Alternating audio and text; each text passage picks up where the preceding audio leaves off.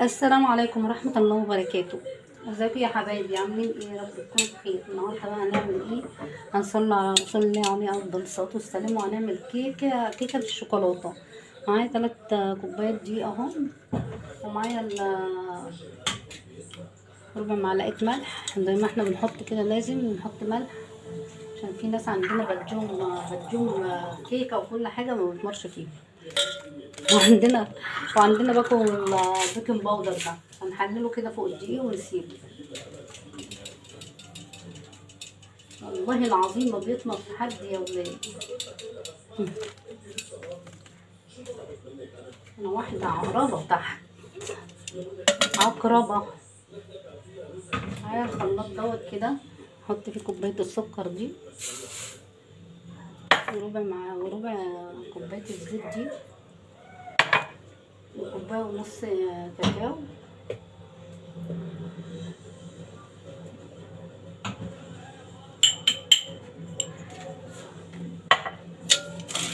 وهنحط برضو شويه لبن معاهم عشان الخلاط يمشي كده. نص كوبايه لبن، ممكن نحط كوبايه اللبن كلها اهي. وهنحط كوبايه اللبن، كوبايه لبن كمان اهو. وهنضرب كل ده في الخلاط واجيلكم تاني. خلاص ضربناهم في الخلاط، هنحط معاهم بقى كوبايه الزبادي دي ونرجع نضربهم تاني. خلاص يا حبايبي ضربتهم في الخلاط. هناخد بقى كوبايه من اللي احنا عملناه ده كله. يعتبر ان دي شوكولاته من غير من غير بيض. طبعا احنا محطناش البيض لسه. هناخدها بس كده ونحطها في التلاجة لغايه ما هنعمل الكيكه دي. يعتبر النوتيلا اللي احنا هنحطها نزين بيها يعني. دلوقتي اصبح معايا الشوكولاته. هنحط بقى 3 بيضات دول. معايا 3 بيضات اهم بلدي، وهتحط الشوكولاته فيها بيض. بعد ما تاخدي الشوكولاته اللي هتحطيها على الوش حط البيض. وهنحط كمان ورقه الفانيليا دي.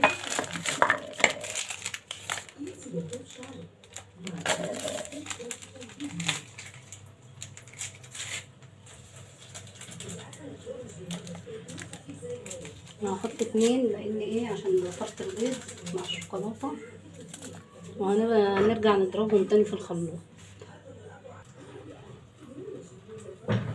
خلاص ضربنا الشوكولاته اهي. هنحطها بقى فوق الدقيق اللي احنا حللناه الاول، هو والبيكنج باودر وذره الملح الصغيره. افضيهم بقى عشان الفيديو بيخلص، مش عارفه بيخلص ليه على طول. خلاص كده هقلبها بقى يعني هاخد من ناحيه واحده كده لغايه ما نشرب الدقيق في الشوكولاته اللي احنا حطيناها كلها. طبعا هقلبها كده وادخل الدقيق كله فيها. ارجع لكم بعد ما اعملها. خلاص كده عملنا الدقيق في الشوكولاته اللي احنا عملناها في البتاع. هننزلها كده في الصينيه بقى. هي مش مخليها خفيفه يعني، خليها تخينه شويه، مش خفيفه قوي. ايوه يعني تنزل كده.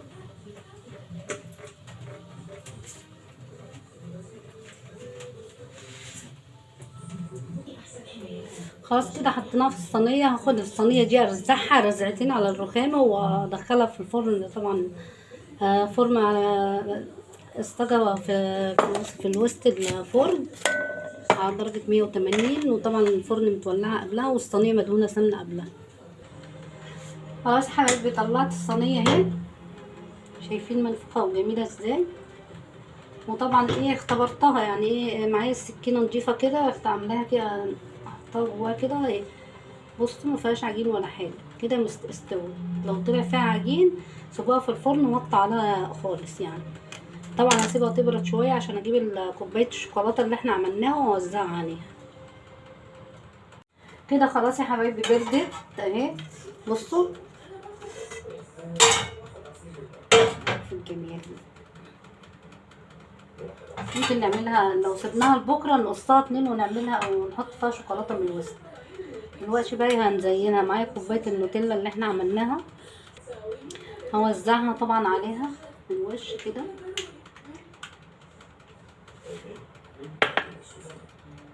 على فكرة ممكن الشوكولاتة يفيد منها عشان كتير.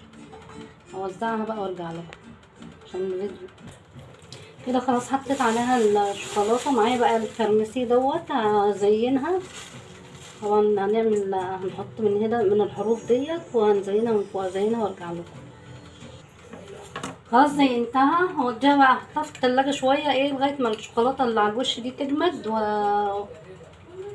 وهوريها لكم. بنطلعها طبعا من التلاجة. ايه رأيكم؟ شايفين الجمال يا جماعة؟ خلاص طلعتها من التلاجة بقى وهقطع لكم بقى حتة عشان ايه تشوفوها من جوه. هقطعها وارجع لكم. شايفين بقى الجمال يا جماعة؟ ايه رأيكم؟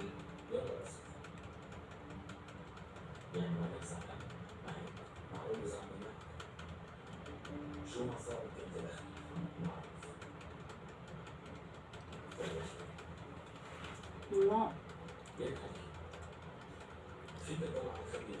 شايفين عالية وجميلة ازاي؟